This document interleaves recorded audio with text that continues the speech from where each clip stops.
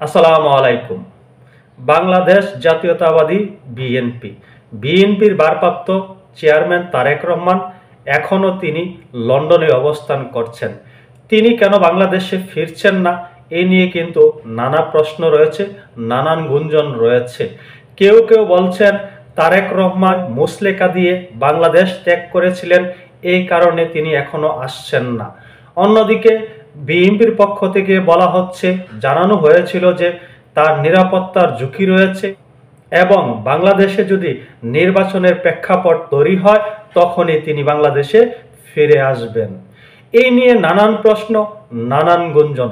প্রকৃতপক্ষে তারেক রহমান কেন বাংলাদেশে ফিরছেন না বা কেন ফিরতে পারছেন না, সেই বিষয়গুলো আপনাদের সামনে উদ্ঘাটন করার চেষ্টা করব, আপনাদেরকে জানানোর চেষ্টা করব। তারেক রহমান যখন বাংলাদেশ ত্যাগ করেছে, অনেকে বলে থাকেন তিনি মুচলেখা দিয়ে বিদায় নিয়েছিলেন, তিনি বাংলাদেশে আর কোনোদিন রাজনীতি করবেন না। এটি আমরা দেখেছি সাবেক প্রধানমন্ত্রী শেখ হাসিনাও বারংবার বলেছেন। প্রকৃতপক্ষে যতটুকু জানা যায় তিনি এরকম একটি মুচলেখা দিয়েছিলেন, কিন্তু সেই মুচলেখা নিয়েও অনেক জটিলতা রয়েছে। কেউ কেউ বলে থাকেন এবং নির্ভরযোগ্য কিছু ব্যক্তিরাও বলে থাকেন তারেক রহমান যখন লন্ডনে পাড়ি জমান তখন তিনি যে মুচলেকায় সিগনেচার করেছিলেন, সেই মুচলেকায় উল্লেখ ছিল তিনি আগামী 5 বছর বাংলাদেশে ফিরে আসবেন না, বাংলাদেশের রাজনীতি করবেন না। পরবর্তীতে তিনি যখন লন্ডন যাওয়ার জন্য প্রস্তুতি নেন তখন অনেক সেনা অফিসার বলতে শুরু করলো এটি 5 বছর না করে 10 বছর করা হোক। কারণ হলো, যে সকল অফিসাররা এমন প্রস্তাব দিল তারা বলছিল যে আমাদের চাকরির মেয়াদ তো 5 বছরে শেষ হয়ে যাবে না, আমাদের আরো দীর্ঘদিন চাকরি করতে হবে, তাই তারেক রহমান যেন বাংলাদেশে ফিরে না আসে। পরবর্তীতে তারেক রহমান যখন বিমানবন্দরে বিমানে উঠলেন, ওটার প্রস্তুতি নিলেন, তখন কিছু কিছু সেনা কর্মকর্তারা বলতে শুরু করলো তারেক রহমান যে বিদায় নিচ্ছে তিনি 10 বছর পরে ফিরে আসবেন, আমাদের চাকরি মেয়াদ তো 10 বছরের অধিক, তাই তারেক রহমান যেন আগামী 15 বছর না ফিরতে পারেন সেই মুচলেকা নেওয়ার ব্যবস্থা করেন। পরবর্তীতে সেই মুচলেকায় আগামী 15 বছর তারেক রহমান ফিরে আসবেন না বলে একটি সিগনেচার নেওয়া হয়, তারেক রহমানকে লন্ডন পাঠিয়ে দেওয়া হয়। এই মুচলেকার বিষয়টি সরাসরি সেনাবাহিনী করেছে বলে অনেকেই মনে করে থাকেন, সেনাবাহিনীর দিকে সন্দেহের তীর নিক্ষেপ করেন। এখন অনেকে বলছেন এই কারণেই, সেই জটিলতার কারণেই তারেক রহমান বাংলাদেশে ফিরতে পারছেন না। তিনি যেহেতু মুচলেকা দিয়েছিলেন আগামী 15 বছর তিনি বাংলাদেশে ফিরে আসবেন না। এই যে ফিরছেন না, এই মুহূর্তে সেটি বলা মুশকিল। অনেকেই মনে করছেন, রাজনৈতিক বিশ্লেষকরা মনে করছেন, অনুসন্ধানী সাংবাদিকরা মনে করছেন তারেক রহমানকে বাংলাদেশে ফিরতে দেওয়া হবে না, দেওয়া হচ্ছে না। তারেক রহমান যেন বাংলাদেশে ফিরে না আসে সেই জন্য একটি বিশেষ পরিকল্পনা হাতে নিয়েছে এই অন্তর্বর্তী সরকার, তথা যারা এই অন্তর্বর্তী সরকারকে পিছন থেকে মদদ দিচ্ছে তারা কারা সেটি হয়তো সুস্পষ্টভাবে বলারও কোনো প্রয়োজন নেই, আপনারা হয়তো বুঝে গিয়েছেন। এই অন্তর্বর্তী সরকার যখন দায়িত্ব নিল তখন কিন্তু একটি কথা খুব শোনা যেত, -2 ফর্মুলা বাংলাদেশে কার্যকর হবে। তখন অনেকেই ভেবেছিল এটি হাস্যকর, এমন কোনো পরিস্থিতি বাংলাদেশে সৃষ্টি হবে না। বিগত 9 মাসে কিন্তু আমরা অনেক পরিস্থিতি দেখেছি, অনেকাংশে বলতে গেলে অনেকের মন থেকে -2 ফর্মুলাটি একেবারে নিস্তেজ হয়ে গিয়েছে। কিন্তু যারা একটি বিশেষ পরিকল্পনায় এগোচ্ছে তারা কিন্তু এখনো -2 বা -3 ফর্মুলাতেই রয়েছে, তারা সেই মেকানিজম নিয়ে পথ চলছে বলে অনেকে মনে করছেন, যার কারণে তারেক রহমানকে বাংলাদেশে ফিরতে দেওয়া হচ্ছে না। এই মুহূর্তে এসে আমরা দেখছি একটি বিষয় স্পষ্ট হয়েছে যে এই অন্তর্বর্তী সরকার তারেক রহমানকে ফিরতে দিচ্ছে না। সেই ডিজাইনের কিছু অংশ বিশেষ আপনাদের সামনে আমি তুলে ধরার চেষ্টা করব। এটি মোটামুটি প্রসিদ্ধ, অনেকেই এমন কথাই বলছেন তারেক রহমানকে এই অন্তর্বর্তী সরকার আটকিয়ে দিয়েছেন, তারেক রহমানকে আবারও ঝুলিয়ে দিয়েছেন, তারেক রহমান বাংলাদেশে ফিরে আসার সব পথ বন্ধ রয়েছে। তারেক রহমান বাংলাদেশে ফিরতে পারবেন না এই অন্তর্বর্তী সরকার যতদিন ক্ষমতায় থাকে।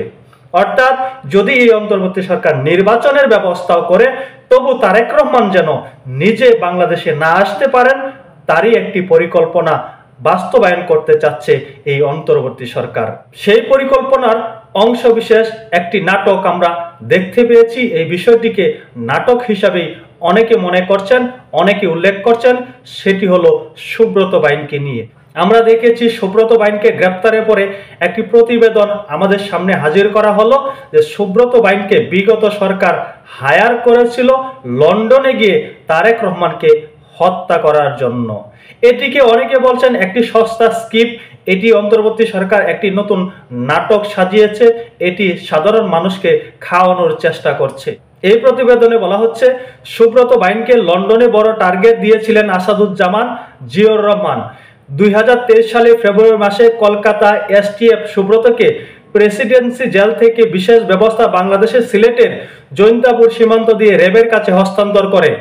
তাকে নিয়ে আসা হয় র্যাব সদর দপ্তরে এবং তার সঙ্গে দেখা করেন তৎকালীন স্বরাষ্ট্রমন্ত্রী আসাদুজ্জামান কামাল, সেনা কর্মকর্তা জিয়র আহসান ও পুলিশ কর্মকর্তা মনিরুল ইসলাম। সুব্রতকে নতুন লক্ষ্য দেওয়া হয় এবং বলা হয় এই কাজ সফলভাবে করতে পারলে তাকে পরিবার সহ কানাডা স্থানীয়ভাবে রাখার বন্দোবস্ত করা হবে। অর্থাৎ সুব্রত বাইনকে লন্ডনে পাঠানো হবে তারেক রহমানকে হত্যার উদ্দেশ্যে। সুব্রত বাইনকে লন্ডনে পাঠিয়ে দিলেই কি সুব্রত বাইন সেখানে সফল হয়ে যাবেন? এই লন্ডনের মতন একটি সেন্সিটিভ জায়গা, সেখানে যে ধরনের নিরাপত্তা ব্যবস্থা রয়েছে সেই বলয় ভেদ করে সুব্রত বাইন ঢুকে যাবেন? এতই সহজ বিষয়? শুধু তাই নয়, সুব্রত বাইনকে গ্রেপ্তার করার সময় যে স্যাটেলাইট একটি মোবাইল ফোন দেখানো হয়েছে, অনেকে বলছেন এটি সস্তা একটা মোবাইল ফোন, প্রকৃতপক্ষে এটি কোনো স্যাটেলাইট মোবাইল ফোন নয়, এটি একটি সাধারণ মোবাইল ফোন। এই নিয়ে অনেকে জল ঘোলা করার চেষ্টা করছেন। অনেকে মনে করছেন এমন একটি বিষয় সামনে এনে তারেক রহমানকে একটি মেসেজ দেওয়া হয়েছে যে আপনি যদি দেশে আসেন তাহলে আপনি কিন্তু অনিরাপদ, আপনার মৃত্যুর ঝুঁকি রয়েছে, আপনাকে হত্যা করা হতে পারে, তাই আপনি বাংলাদেশে আসবেন না। শুধু এখানেই শেষ নয়, এই অন্তর্বর্তী সরকার আরেকটি বড় ধরনের সিদ্ধান্ত নিয়েছে তারেক রহমানের বিরুদ্ধে। তারেক রহমানকে আটকিয়ে দেওয়ার এটি সবচেয়ে বড় মাধ্যম বলে অনেকে মনে করছেন। সেই মাধ্যমটাকে কাজে লাগাচ্ছে এই অন্তর্বর্তী সরকার। আমরা সকলে অবগত আছি 5ই আগস্টের পরবর্তী সময়ে ধাপে ধাপে তারেক রহমানের বিরুদ্ধে যত মামলা ছিল সব মামলা থেকে তারেক রহমানকে খালাস প্রদান করা হয়েছিল। কিন্তু এখন আবার সেই আইনের মাধ্যমে, বিচারিক আদালতের মাধ্যমে তারেক রহমানকে আটকানোর চেষ্টা করা হচ্ছে, তারেক রহমান যেন আর কোনোদিন বাংলাদেশে ফিরে আসতে না পারে। এই যে তারেক রহমানকে আটকানোর চেষ্টা করা হচ্ছে, যে বিষয়টির কথা বলছি আমি আপনাদের, তার আগে একটি বিষয় পরিষ্কার করি। বিএনপির একজন নেতা আজকেও কোন ধরনের সন্দেহ পোষণ করেছেন, কোন ধরনের মন্তব্য করেছেন। বিএনপি মাইনাস করার চেষ্টা করা হলে বিএনপি লাখ লাখ নেতা কর্মী তা মোকাবেলা করতে প্রস্তুত। যে সকল উপদেষ্টা সরকারে বসে আরেকটা দলের পৃষ্ঠপোষকতা করছে তাদের পদত্যাগ ছাড়া সুষ্ঠু নির্বাচন সম্ভব নয়। এই কথাগুলো বলছেন আসাদুজ্জামান দুদু। তিনি এখানে বলছেন বিএনপিকে মাইনাস করার চেষ্টা করা হলে সেটি প্রতিহত করা হবে। তাতে কিন্তু স্পষ্ট বোঝা যাচ্ছে যে বিএনপিকে মাইনাস করার একটি পায়তারা চলছে, একটি ডিজাইন বাস্তবায়ন করার জন্য একটি বিশেষ মহল তৎপর রয়েছে।